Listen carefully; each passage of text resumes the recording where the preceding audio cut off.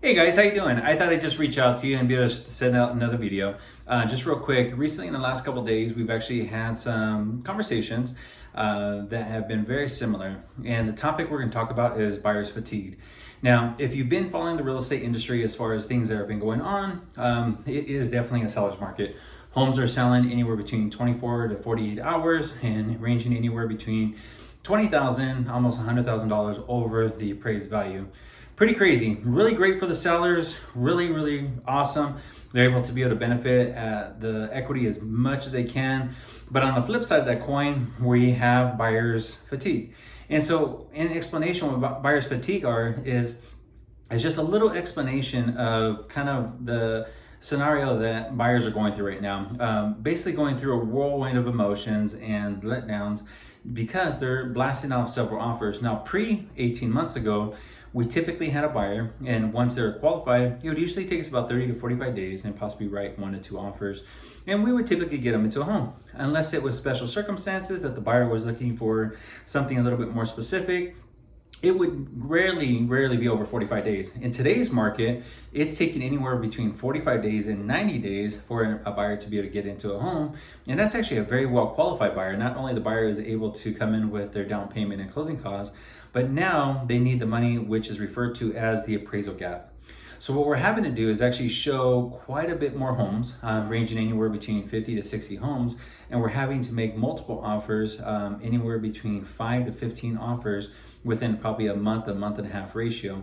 And so a lot of buyers are getting very frustrated, having a lot of anxiety, stressing out, getting upset because they are not getting their offers accepted.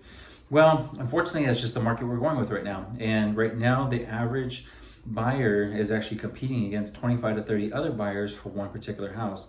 The inventory is ridiculously low and the demand is ridiculously high. So what we're going to talk about today is be able to find out 3 different ways how you could be able to combat buyer's fatigue. First of all, you have to understand, you have to realize, and you have to acknowledge what is your why. In the last 20 years of real estate, I've actually identified that everybody is not the same. One size does not fit all. We all have different types of reasons why we're purchasing a house, why we're upsizing, why we're downsizing, why we're relocating, whatever. So every buyer is unique. So what we have to understand and we have to explain to our buyers is, go back to your why. Why are you purchasing a home? That's going to be able to help you get past the frustrating points as well as the anxious parts and very upsetting parts and the frustrating exhaustion of making the offers, looking at properties and getting your hopes up. It's a very emotional roller coaster. But when you have a focus and foundation of why you're looking to purchase a house, that's able to help you push through the environment of what we're dealing with in the real estate market. So find out your why first and always make sure that you're able to go back to the why when it gets real tough and be able to get your offer accepted. Second, you got to embrace reality. It is what it is and you got to deal with it. Unfortunately, you have to acknowledge that we are in a seller's market and we are competing against 1 out of 30 buyers that were on the table. So not only are you going to love the property, well, 30 other people are going to love the same property. So you have to go in as strong as you can and you have to make your best offer first, because in this market, less than 10% of the time we're able to get a response or even a counter from the seller's agent or the seller. So you definitely want to be able to put your apples together and be able to find out what you truly have and be able to acknowledge and face of what today's reality and what the environment is, and you got to deal with it. Third and foremost, you have to be able to prepare and present the best offer possible. And that's just not writing a letter to the seller.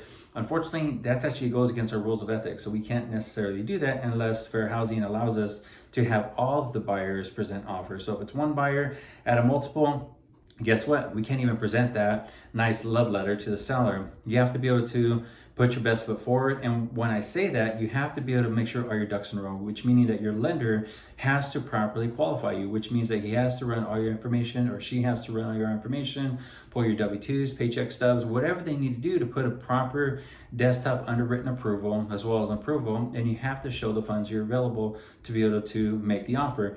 So not only writing the purchase contract correctly, you have to support the contract and be able to validify it with its strength by supplying the right documents to be able to present the best offer possible. So I know it's a lot. I know it's definitely a challenging market, but if you're able to focus on those 3 things, then definitely it will improve your odds to be able to give you the best case scenario to be able to get your offer accepted. So all in all, quick review, make sure that you have to establish your why. You want to definitely be able to understand and comprehend reality and acknowledge what's going on today and embrace it and deal with it. And number three, you have to make sure that you are properly qualified and make sure that you present your best offer as possible and have your realtor and lender be able to advise you the best way to make the best offer you can possible to be able to make your odds best to be able to be in your favor. So all in all, hope that helps, and I'm here to help out. If there's any way I can be able to answer any questions or assist you along the way, please feel free to reach out to us. Let us know. Take care and talk to you soon. Bye-bye.